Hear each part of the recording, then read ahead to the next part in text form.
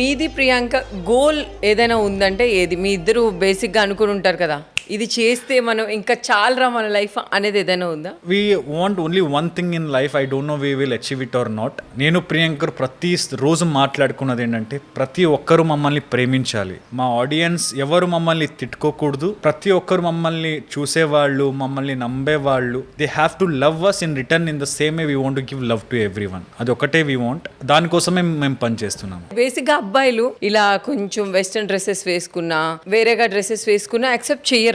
కానీ మీరు ప్రియాంకని అంత సపోర్ట్ చేస్తూ ఉన్నారంటే వెస్ట్రన్ వేసుకున్నా ఏం వేసుకున్నా మీకు ఓకేనా? నేను ప్రియాంక గారికి ఒకటే చెప్పాను, when we came in to relationship, నువ్వు నన్ను ప్రేమించిన ముందు మేము పెళ్లి చేసుకున్నా సరే నీకు ఒక లైఫ్ అనేది ఉంటుంది, నాకు కూడా ఒక లైఫ్ ఉంది. నీ లైఫ్లో నీకు సెల్ఫ్ గ్రోత్ అనేది ఖచ్చితంగా ఉండాలి. నీకు ఏం కావాలన్నా నువ్వు నన్ను అడగక్కర్లా. నీకు ఏదైనా సపోర్ట్ కావాలా, what ever I can do, I do it. But నా వల్ల నువ్వు ఇది చేయకూడదని నేను ఎప్పుడు చెప్పను. You do it. మీరు ప్రియాంక ఫోన్ ని ఎప్పుడైనా చెక్ చేస్తూ అట్లాంటివి ఏమైనా జరుగుతాయా? I never do that. ఈ 6 years లో తన ఫోన్ మీరు ఎప్పుడు చెక్ చేయలేదు? మీరు ఆవిడని అడగండి. తను ఎప్పుడైనా మీ ఫోన్ ని చెక్ చేయడం అట్లాంటివన్నీ? నా phone she knows my password. తెలుసా మీకు? నా ఇన్స్టాగ్రామ్ ఆవిడ ఫోన్ లో ఓపెన్ ఉంటుంది. బట్ ఆవిడ నా దగ్గర లేదు. బట్ నా ఫోన్ నా ఇన్స్టాగ్రామ్ కానీ ఎవ్రీథింగ్ షీఈస్. అంటే అది కూడా ఎందుకంటే పోస్టింగ్, ఈ క్యాప్షన్ నాకు ఇంగ్లీష్లో చాలా వీక్ మేడం నేను. సో ఆ క్యాప్షన్ రాయడం అనేది, హ్యాష్ ట్యాగ్స్ రాయడం నాకు చేతుల్లో అవ్వదు. సో ఏదైనా పోస్టింగ్ ఏదైనా ఉన్నా, ఇప్పుడు నేను షూటింగ్ లో ఉంటాను, ఇప్పుడు మొయినాబాద్ ఇక్కడ షూటింగ్ పెడితే లొకేషన్ లో నెట్వర్క్ ఉండదు. సో కొలాబరేషన్ ఎక్సెప్ట్ చేయాలన్నా, సో అందుకే నా ఇన్స్టాగ్రామ్ కానీ ఫేస్బుక్ కానీ ఆవిడ మొబైల్లో లాగిన్. అంతేకాని డౌట్స్ లేవు? నో. ఎప్పుడైనా తన ఫోన్ చూడాలని అనిపించలేదా శివుని? ఒక్కసారి ట్రస్ట్ వచ్చినప్పుడు ఎందుకు మనం, ఐ నెవర్ డూ దట్. ఆ ట్రోమాలో నేను ఉన్నాను ఇప్పుడు కూడా. మా అమ్మ చూడీదార్ వేసుకోవాలని కూడా ఆలోచిస్తుంది ఇప్పటికీ కూడా. షీ థింక్స్, ఇప్పుడు ప్రియాంక గారు మా అమ్మ వదిలేని, మా అమ్మ కూడా జీన్స్ ప్యాంట్ టీ షర్ట్ వేపిస్తుంది మా ప్రియాంక గారు. My grand mother, she scared to come to Hyderabad. ఆవిడకి ఇష్టం లేదు. ఆవిడ చూడీదార్ వేసుకోవాలని ఆలోచిస్తుంది మా నాని అంటే మా మదర్. ఇక్కడ వస్తే ప్రియాంక గారు జీన్స్ ప్యాంట్ వేసుకోవాలి, టీ షర్ట్ వేసుకోవాలి, 1 piece వేస్తుంది మా నాన్న. అసలు ఇంకా నీ లైఫ్ మొత్తం ప్రియాంకనే ఉంది. నేను వేసుకున్న ఈ షర్ట్ నుంచి, దీని నుంచి ప్యాంట్ మొత్తం ఆవిడే సెలెక్ట్ చేసేది, ఎవ్రీథింగ్. అసలు ఇంకా నీకు మరో లైఫే లేదు ఇంకా? నో అంటే లైఫ్ అందరికీ ఉంటుంది కానీ personal life she is my life కదా. ప్రతి అమ్మాయికి కూడా ఇలాంటి అబ్బాయి కావాలి అని అనిపిస్తుంది. కొంచెం మారండి. అమ్మాయిల్ని బాధ పెట్టడం, హింసించడం. అంటే అమ్మాయిలు కూడా చాలా మంది అట్లనే ఉన్నారు. ప్రియాంకలా కూడా చాలా మంది ఉండకపోవచ్చు. అబ్బాయిలు కూడా అట్లా ఫేస్ చేస్తున్నారంటే అమ్మాయిలు కూడా. ఇప్పుడు షాపింగ్ వెళ్తే ప్రియాంక గారు ఆవిడ కంటే ఎక్కువ నాకు షాపింగ్ చేసుకుని వస్తుంది. షీ ఫీల్స్, అరే షూ ఇది వేసుకుంటే బాగుంటది, ఈ షర్ట్ వేసుకుంటే. ఆవిడ షాపింగ్ వెళ్తే నేను ఆవిడని ఆపను, ఎందుకంటే ఐ నో దట్ షాపింగ్ వెళ్ళడం నాకే ఎక్కువ వస్తుంది ఆవిడకి. మొత్తానికైతే ఒక మంచి ఫ్యామిలీ, మీకు ఏ దృష్టి తగలకూడదు, లైఫ్ లాంగ్ ఇట్లా హ్యాపీగా ఉండాలి. సరే, మరి రేపు పిల్లలు పుడతారు కదా, అమ్మాయి పుడితే ఏం పేరు పెడతారు, అబ్బాయి పుడితే ఏం పేరు పెడతారు? నాకు అమ్మాయి కావాలి. నేను ఇప్పుడు కూడా ప్రియాంక గారికి చెప్పేది అదే, నాకు గర్ల్ కావాలి. ఐ నీడ్ ఆడపిల్లలు ఇన్ మై లైఫ్. సో నాకు 3 కావాలని చెప్పాను నేను ఆవిడకి. 2 ఆడపిల్లలు, 1 అబ్బాయి. మొత్తం 3 మగ పిల్లలే పుట్టారనుకో ఏం చేస్తావు శివ్? ఇంకా దేవుడు ఇచ్చిన వరం అని ఏం చేయాలి. 3 ఆడపిల్లలే పుట్టారనుకో ఏం చేస్తావు? I'm very much happy. అంతేనా?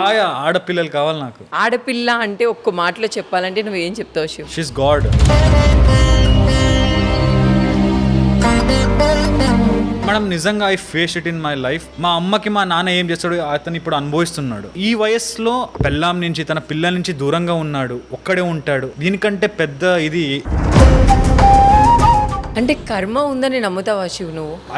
Definitely madam. మా అమ్మ నాకు నేర్పించింది మాత్రం ఇదే. నేను కూడా డెఫినెట్లీ చాలా సారి అనుభవించాను. అంటే మీరు కూడా అనుభవించారు? యా. కర్మ ఫేస్ చేయడం చూసారా శివ్? మై ఫాదర్, ఆయన ఇప్పటిదాకా ఏమేం చేశాడు అంటే, ఒక వైఫ్ నుంచి, తన పిల్లల నుంచి దూరంగా ఉండడం అంటే అది కూడా ఈ వయసులో ఒక్కరే ఉండడం, ఇట్స్ నాట్ గుడ్. ఎన్ని రోజులు ఆయన ఏమేం చేశాడో దానికోసమే అనుభవిస్తున్నాడని నేను అనిపిస్తుంది. ప్రేమలో నువ్వు ఒక దేవుళ్ళలాగా మాకు ఇప్పుడు ప్రేమ, లవ్ స్టోరీ, ఫ్యామిలీ ఇట్లా అంటే నువ్వు నెంబర్ 1 అని నేను ఇప్పటి నుంచి చెప్పేస్తాను. అందుకే కొన్ని క్వశ్చన్స్ ఉన్నాయి మీకు, టప్పని అడిగితే చెప్పేసాను. Yes. ఒక ప్రేమలో ట్రస్ట్ అనేది బ్రేక్ అయితే మళ్ళీ మనం ఆ ట్రస్ట్ అనేది బిల్డ్ చేయగలుగుతాము. It's tough madam. ట్రస్ట్ అనేది ఒకేసారి మనం బిల్డ్ చేసుకోవచ్చు. ఒక్కసారి ట్రస్ట్ అంటే యూ ట్రస్ట్ మీ, మీరు ట్రస్ట్ చేసే దాంట్లో ఒక్కటైనా నేను చిన్న తప్పు చేస్తే నేను ఎంత పర్ఫెక్ట్ గా ఉన్న దాంట్లో జీవితాంతం మీకు నా పైన ఒక డౌట్ అనేది ఉంటుంది. సో ట్రస్ట్ అనేది ఒక్కసారి బ్రేక్ అయితే ఇట్స్ వెరీ హార్డ్ టు మళ్ళీ ట్రస్ట్ అనేది రీగెయిన్ చేసుకోవడం.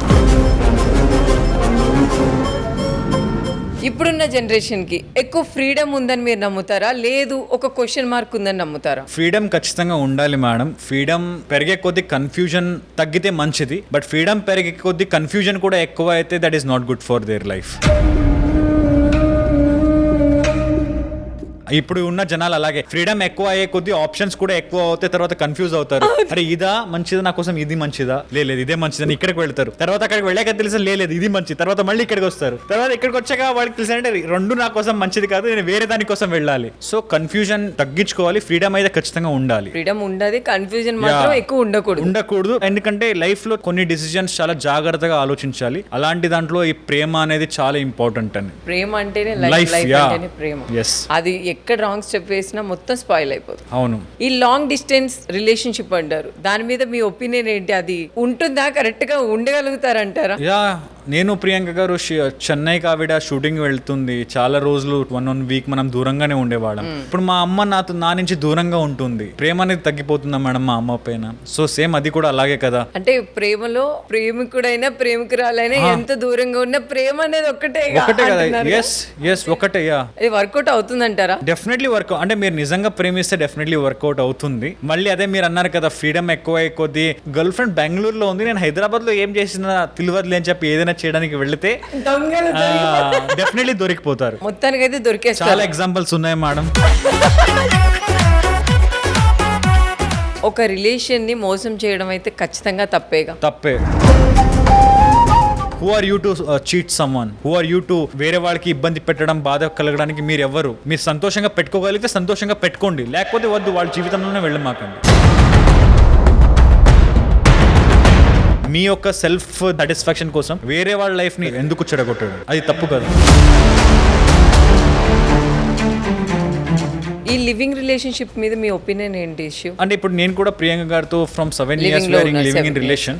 బట్ ఏంటంటే లివింగ్ ఇన్ రిలేషన్ అనేది మేము క్లారిటీ తెచ్చుకున్నాక we came together. Priyanka garu నాతో పాటు ఉండడానికంటే ముందు we took permission from our parents. మీ ఫ్యామిలీ నుంచి పర్మిషన్ తీసుకున్నారు, మేమిద్దరం కలిసి ఉండాలి అనుకున్నాము. అండ్ వీఆర్ ష్యూర్ ఫర్, అంటే ఇద్దరి కోసం మేము ష్యూర్ గా ఉన్నాము. డెఫినెట్లీ ఇది మనకి వర్కౌట్ అవుతుంది అని మేము వర్కౌట్ చేస్తాము. ఆ మెంటాలిటీతోనే మేము ఉన్నాము, కాబట్టి we want to stay together. Basic గా అందరు పేరెంట్స్ ఒప్పుకోరు కదా. మా అమ్మకి నా పైన చాలా నమ్మకం మేడం. ఇప్పుడు మీరు మీకు బ్రదర్, సిస్టర్, తమ్ముడు, సో మీరు వాళ్ళతో రిలేషన్ ని కట్ చేసుకోగలరా? మీ అమ్మతో కట్ చేసుకోగలరా? దాన్ని మీరు ప్రేమించిన వాళ్ళతో, అంటే ఒక అమ్మాయితో ఎందుకు చేసుకోవాలని మీరు అనుకుంటారు. నేను ప్రియాంక గారితో అదే రిలేషన్ ని పెట్టుకుంటాను. నేను ప్రియాంక గారితో పెట్టుకున్న రిలేషన్ ఎప్పటికీ కట్ చేసుకోలేనిది. నేను అదే ఫీల్ అవుతాను. సో అది ఎంత కష్టమైనా సరే we understand each other, we adjust there, and ఒకరికి తోడుగా ఉండి మనం లైఫ్ ని లీడ్ చేస్తాం. ప్రేమలో ఈగోస్ ఎక్కువ డేంజరసా, లేదు సైలెంట్ గా ఉండడం ఎక్కువ డేంజరస్ అంటారా? అసలు ఈగో అయితే డెఫినెట్లీ అందరికీ ఉంటాయి మేడం, బట్ ప్రేమించిన వాడి ముందు ఏంటి మేడం ఈగో?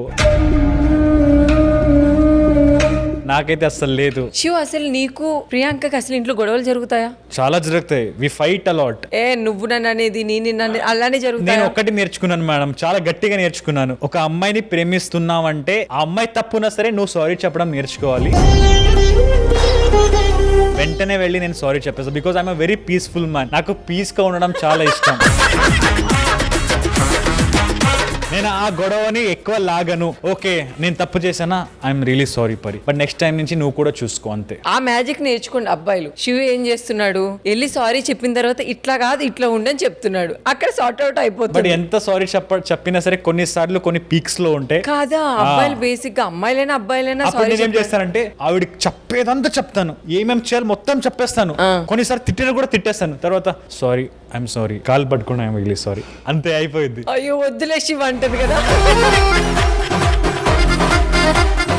లేదు ఆవిడ ఏడుస్తుంది, ఓకే సరే హగ్ యూ అని చెప్పి హగ్ చేసుకొని విల్ ఫినిష్ ఇట్. మీ ఇద్దరు ఉంటారు కాబట్టి ఏ ఫైట్ అయినా సాల్వ్ చేసుకుంటారు. ఎప్పుడైనా మీ లైఫ్ లోకి థర్డ్ పర్సన్ వచ్చి ఎప్పుడైనా డిస్టర్బ్ చేసిన రోజులు ఉన్నాయా శివ్? నో మేడం, అది ఆప్షన్ ఇవ్వం కదా మేము. థర్డ్ పర్సన్ కి ఆప్షన్ ఎవరు? నేను అదే చెప్పాను, నాకు ఎక్కువ ఫ్రెండ్స్ లేరు. అండ్ సో నేను అందరికి సార్ మేడం అని పిలిచి, మీ ఫ్యామిలీకి ఫోన్ చేసి నేను ఎప్పుడు చేయను. బట్ ప్రియాంక గారు ప్రతిదీ మా అమ్మకి ఫోన్,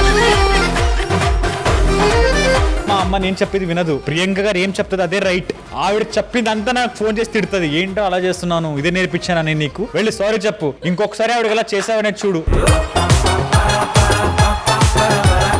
ఫైనల్ గా శివ్, ఇప్పుడుండే జనరేషన్ కి ఫ్యామిలీతో ఎలా ఉండాలో నేర్పించావు, లవ్ లో ఎలా ఉండాలో నేర్పించావు. నేను నేర్పించడానికి ఎవరు లేదు, నేను ఎలా ఉంటానో అలా చెప్పావు, ఎలా ఉండొచ్చు చెప్పావు, ఎలా ఉండకూడదో ఫాదర్ చెప్పావు. సో అన్ని ఫుల్ మీల్స్ నీ దగ్గర ఈ రోజు మేము తినేస్తాం. చూసే వాళ్ళందరూ కూడా మా శివుని బేసిక్ గా మా శివ్ అని ఈ రోజే అన్నాను నేను. ఎప్పుడు శివ్ ఎలా ఉంటారు, ఎలా ఉన్నారు, లేకపోతే ప్రియాంక అని అడుగు, కానీ ఈ రోజు మా శివ్ అయిపోయాను. ఎందుకంటే నీ ఒక స్టోరీ విన్న తర్వాత ఒక బ్రదర్ ఉంటే నీలా ఉండాలి అనేలాగా నిన్ను చూస్తే మాకు అనిపిస్తుంది. సో శివ్, ఎలా అనిపించింది మా కిసిక్ టాక్స్ కి రావడం? చాలా మంచిగా అనిపించింది. యాక్చువల్లీ ప్రియాంక గారు ఎప్పుడో వచ్చారు, సో నేను కూడా వెళ్ళాలి, వర్ష మేడం తో మాట్లాడాలి, ఇంటర్వ్యూలో కూర్చోవాలి అని నాకు నిజంగా అనిపించింది. బికాస్ ప్రియాంక గారు ఆ ఇంటర్వ్యూ నిజంగా చాలా కొన్ని మాటలు ఎట్లా అంటే తెలియనివి కూడా కొన్ని ఇంటర్వ్యూస్ లో తెలుస్తాయి అన్నమాట. సో మీ ప్రతి ఒక్క ఇంటర్వ్యూ, ఈవెన్ నాకు దగ్గర ఉన్న వాళ్ళు నిఖిల్ సార్ గానీ, ప్రేరణ మేడం గానీ, చాలా మంది ఇంటర్వ్యూస్ నేను చూసాను, వాళ్ళ గురించి తెలియనివి కూడా ఈ ఇంటర్వ్యూలో నాకు తెలిసాయి. So I feel very much happy to come in to this Kissik talks today. Thank you. So అలానే నీ ఫ్రెండ్స్, నీ ఫ్యాన్స్, నీ ఫ్యామిలీ మెంబర్స్ ఇది చూస్తుంటారు కాబట్టి ప్రేక్షకులు, సో మీరు ఏదైనా చెప్పాలి అనుకుంటే నేను నా ఫ్యామిలీకి ప్రియాంక గారికి చెప్పాలనుకుంటుంది ఏంటంటే, ఏదైనా తప్పగా చెప్పకూడదు ఏదైనా చెప్పుంటే ప్లీజ్ నన్ను క్షమించండి. I love you all. Even నా ఫ్యాన్స్ ని కూడా నేను చాలా ప్రేమిస్తాను. వాళ్ళు ఉన్నారంటేనే ఇప్పుడు నేను ఇక్కడ కిసిక్ టాక్స్ లో నేను కూర్చున్నాను. So thank you so much for your love and support. Thank you so much Shiv. తొందరలో మనం అందరం శివ్ ప్రియాంక పెళ్లికి రెడీ అయిపోవాలి. Thank you Shiv. నువ్వు మంచి మంచి హైట్స్ కి వెళ్ళాలి, నువ్వు అనుకున్న డ్రీమ్స్ అన్ని నెరవేరాలి. ఎప్పుడు మీకు సపోర్ట్ గా ఖచ్చితంగా, ఎప్పుడైనా ఏ ప్రాబ్లం రాకూడదు, వస్తే నేనున్నానని మర్చిపోకండి. ఒక మంచి ఫ్యామిలీ కూడా మీరు తప్పకుండా మంచి రీచ్ కి వెళ్ళాలని నేను మనస్ఫూర్తిగా కోరుకుంటున్నాను. కంగ్రాచులేషన్స్. తొందరలో పెళ్లి కాబోతుంది. కొంచెం జాగ్రత్తగా కూడా. Thank you Shiv, thank you so much. Next week దుమ్ము దులిపేలాగా మళ్ళీ మన కిసిక్ టాక్స్ మీ ముందుకు వస్తుంది. Thank you, bye, good night. ఒక అమ్మాయి నీ వల్ల ఎడవకూడదని మెంటల్ గా ఫిక్స్ అయి ఉన్నావంటే బ్యాక్ స్టోరీ సంథింగ్ ఏదో ఉండాలి. చాలా ఉంది. మా నాన్న ఎట్లా అంటే 5 o'clock స్కూల్ వదిలింది అనుకోండి, మా అమ్మ అర్ధగంట లేట్ అయింది అనుకోండి, మా నాన్న గొడవ పడేవాడు, ఏంటి ఎవరితో తిరుగుతున్నావు.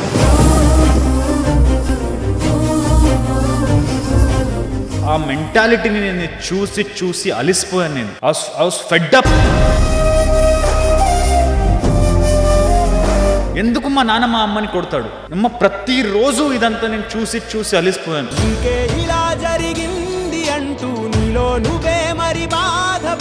నా చెల్లికి ఎట్లా అయిపోయిందంటే అబ్బాయిలంటే విరక్తి పుట్టేసింది మా నాన్నని చూసి. అట్లాంటి మనిషి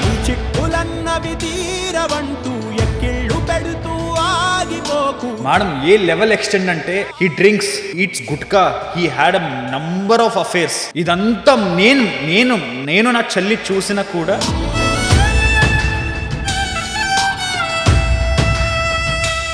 ఒకరోజు ఏమైందంటే 20 రూపాయలు మా నాన్న పాకెట్ నుంచి కనిపించలేదు, ఆయనే ఎక్కడో ఇచ్చి ఏదో తాగి ఏదో చేసి ఉన్నాడు, బట్ అది గుర్తులేదు. అది నువ్వు ఎందుకు తీసావు.